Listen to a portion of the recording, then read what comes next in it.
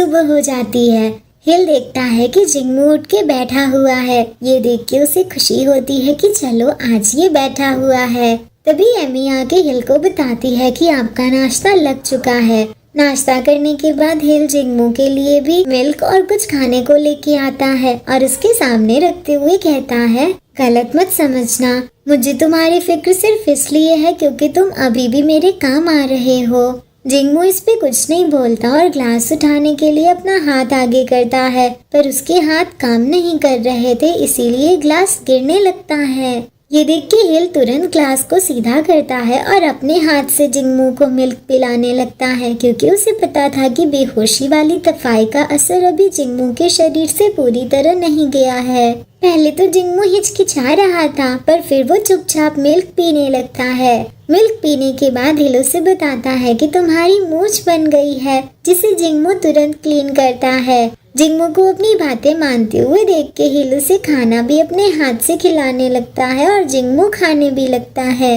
ये देख के हिल शॉप में खुद से कहता है, कैसे ये मेरी बात को मना नहीं कर रहा, ये तो किसी जंगली जानवर को अपने काबू में करने जैसा लगता है, पर दुश्मनों की तरह रहने से तो ऐसे रहना ही बेहतर है। ऐसे भी हो सकता है कि इसे जल्दी फांसी दे दी जाए। एक तरफ हिल ये सब सोच रहा था और वहीं दूसरी ओर जिंगमू के मन में अलग ख्याल थे। वो हिल को देखते हुए खुद से कहता है, मेरे सामने बैठा ये ओमेगा मेरे यहाँ से बाहर निकलने की चाबी बन सकता है। ये सब कुछ तो अभी शुरुआत है। ओहो गाइस, लगता है जिंगमू हिल को यूज करने की प्लानिंग कर रहा है। हिल हमें बताता है, मेरी हीट साइकिल फाइनली खत्म हो गई, फिर मेरी लाइफ नॉर्मल रूटीन से चलने लगी। मेरी साइड में इस बड़े से 100 पीस की एडिशन के अलावा और कुछ अलग नहीं हुआ। डॉक्टर ओवन ने कहा है कि हीट साइकिल खत्म होने के बाद ग्लैंड रिमूवल सर्जरी के इंतजामात करने से पहले ग्लैंड के घाव को बेहतर तरीके से ठीक करना जरूरी है। अब मैं जिंगमू पे इतना डिपेंड नहीं हूँ जितना हीट साइकिल के दौरान था, पर पता नहीं क्यों जब मैं इससे थोड़ा दूर हो जाता हूँ तो मुझे खोया खोया सा महसूस होने लगता है। मेरा दिल खाली खाली सा लगने लगता है। ये सारी चीजें सोचते हुए हिल बुक रीड कर रहा था। पढ़ने के बाद वो अंगड़ाई लेते हुए एमी को बताता है कि मैं पेंट करना चाहता हूँ। एमी तुरंत जाके हिल की पेंटिंग सप्लाईज को अरेंज करती है। उसके बाद हिल जिंगमू के साथ अपने पेंटिंग चैम्बर की ओर जाने लगता है। चलते चलते वो मन में सोच रहा था, पिछले कुछ दिनों से जिंगमू का रवैया मेरे लिए काफी सॉफ्ट हो गया है। ऐसा लगता है कि हम बाकी बचे दिनों में अच्छे से मिलजुल के रह सकेंगे। हिल के साथ पेंटिंग चैम्बर में पहुंचने के बाद जिंगमू हिल की बनाई हुई पेंटिंग को देखता है तो उसे रियलाइज होता है कि हिल की लगभग हर पेंटिंग में एक उड़ती हुई चिड़िया है। जिंगमू हिल को देखते हुए मन में यही सोच रहा था, क्या इसे भी आजादी की चाहत है? नहीं, ये सब सोचते हुए जिंगमू हिल को ही देख रहा था। तभी हिल भी उसकी ओर देखता है और उन दोनों की नजरें मिलती हैं। जिंगमू तुरंत अपनी नजरें फेर लेता है और खुद को समझाने लगता है कि अभी इन चीजों का वक्त नहीं है, मैं ये सब नहीं सोच सकता। अभी वक्त ये चेक करने का है कि मुझे कहाँ तक जाने की इजाजत है। हिल जिंगमू से बोलता है कि आराम करने के लिए कोई जगह ढूंढ लो। इस पे जिंगमू पूछता है कि क्या मैं गार्डन में जा सकता हूँ, जिसके लिए हिल तुरंत मान जाता है। जिंगमू गार्डन में जाके घास और सूरज की रोशनी को महसूस करने लगता है। तभी हिल की नजर उस पे जाती है और वह हल्की सी स्माइल के साथ वापस से अपनी पेंटिंग बनाने में लग जाता है। जिंगमू पेड़ की छांव में बैठ के ऊपर पेड़ की ओर देखते हुए खुद से कहता है, अगर मैं इस पेड़ पे चढ़ जाऊं तो मैं सेकंड प्रिंस के महल से भागने में कामयाब हो जाऊंगा। नहीं, मैं इतनी जल्दबाजी नहीं कर सकता।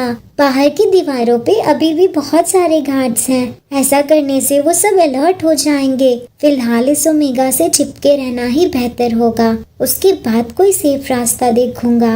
काफी वक्त बीत जाता है। अब शाम होने लगी थी। तभी हिल जिंगमू के सिर पे एक एप्पल फेंकते हुए कहता है, तुम्हारे ऊपर एप्पल गिर गया। जिंगमू हिल की इन बचकानी हरकतों को देख के फ्रॉन करते हुए कहता है कि ये तो एप्पल का पेड़ भी नहीं है, इस पे हिल एकदम मासूम सा चेहरा बना लेता है। उसके बाद वो वहीं पेड़ की छांव में जिंगमू के बगल में बैठते हुए एप्पल खाते खाते उससे ढेर सारी बातें करने लगता है। जिंगमू हिल से पूछता है कि क्या इस एप्पल में जहर है। हिल मजाक में बोलता है कि हो भी सकता है। इस पे जिंगमू पूछता है तो फिर तुम्हारे एप्पल का क्या। हिल जवाब देता है कि इसमें भी है।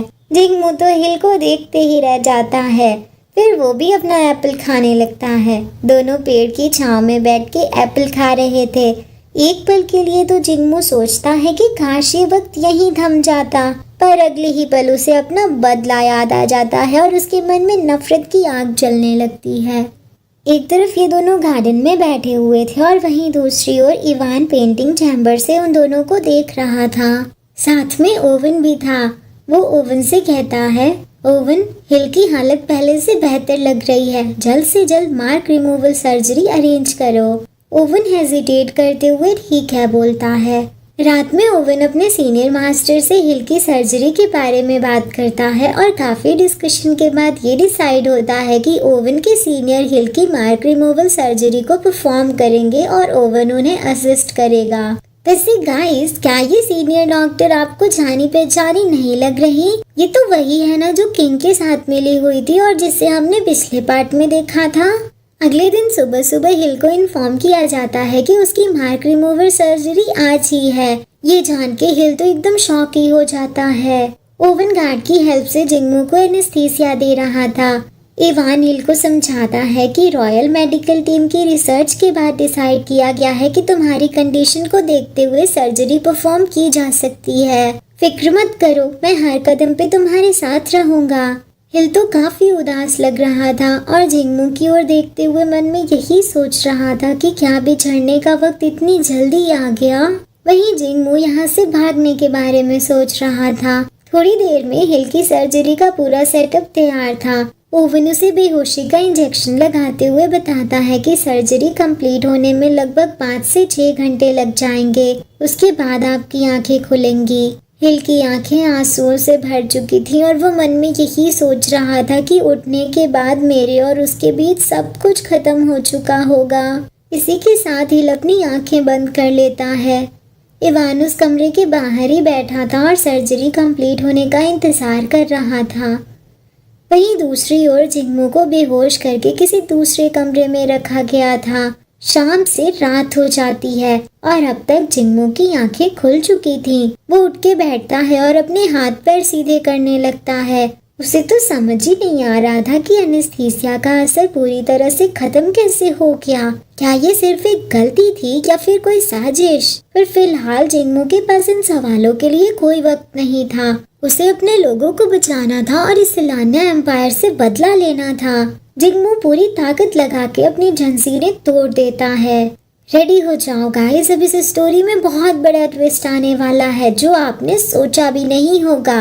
अब सब कुछ बदलने वाला है और यहीं से शुरुआत होगी हिल और जिंगमू की अधूरी प्रेम कहानी की।